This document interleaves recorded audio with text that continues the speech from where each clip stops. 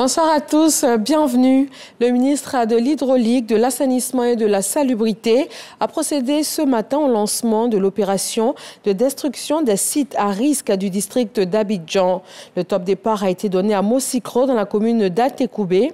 Selon le ministre Bouaké Fofana, cette action vient s'inscrire dans le cadre de l'opération de lutte contre les inondations dénommée Saison des pluies, 0 victime, c'est possible. Au total, ce sont 30 sites répartis sur l'ensemble du district d'Abidjan qui sont concernés. Le président Alassane Ouattara a décrété cette année 2023 année de la jeunesse. Ainsi, le gouvernement a adopté le programme jeunesse PJGouv 2023-2025 afin d'accélérer et amplifier les initiatives en faveur de l'autonomisation, de la promotion et de l'insertion socio-économique des jeunes et ce, sur tout le territoire national. Environ 5 mois après l'annonce du chef de l'État, le ministère de la Promotion de la jeunesse, de l'insertion des jeunes et du service civique vient d'initier une rencontre d'information et d'échange sur le rôle des acteurs dans la mise en œuvre des conventions de maîtrise d'ouvrage déléguées. Ananas, EVA, mangue, karité, palmier à huile. Comment renforcer la compétitivité des unités agro-industrielles orientées vers l'exportation de ces spéculations agricoles? Eh bien, c'est l'objectif de la convention signée aujourd'hui à Abidjan entre l'agence Côte d'Ivoire Export et l'unité de coordination du projet des chaînes de valeur compétitives pour l'emploi et la transformation économique. Voyons cela dans le détail avec Lanciné Bakayoko. Cette convention de financement, signée sous la supervision du ministre Souleymane Diarra-Souba, un grand bond vers la transformation structurelle de l'économie par la création des chaînes de valeur agricoles orientées vers l'exportation des produits finis.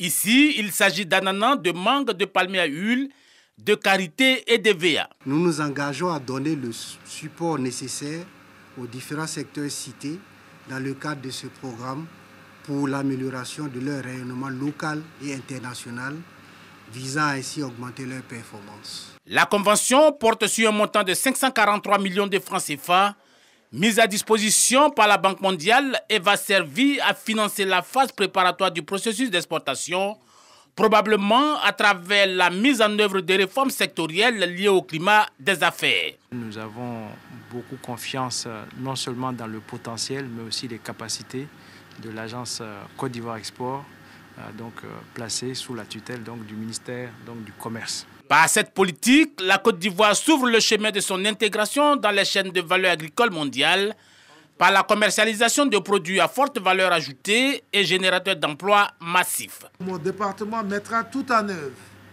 pour mobiliser l'ensemble des acteurs et des opérateurs économiques ivoiriens du domaine de l'export et spécialement ceux des chaînes de valeur sélectionnées à s'impliquer dans la mise en œuvre de la Convention afin de disposer d'un appui unique d'accompagnement des entreprises implantées en Côte d'Ivoire.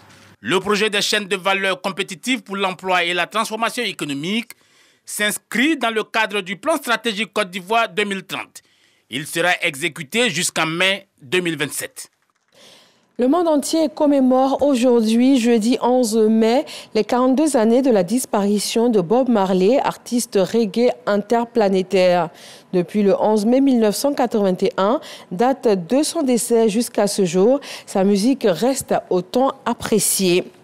Toujours aujourd'hui, 11 mai, l'ONU a adopté une résolution. Elle vise à raffermir le suivi et la documentation des exactions au Soudan.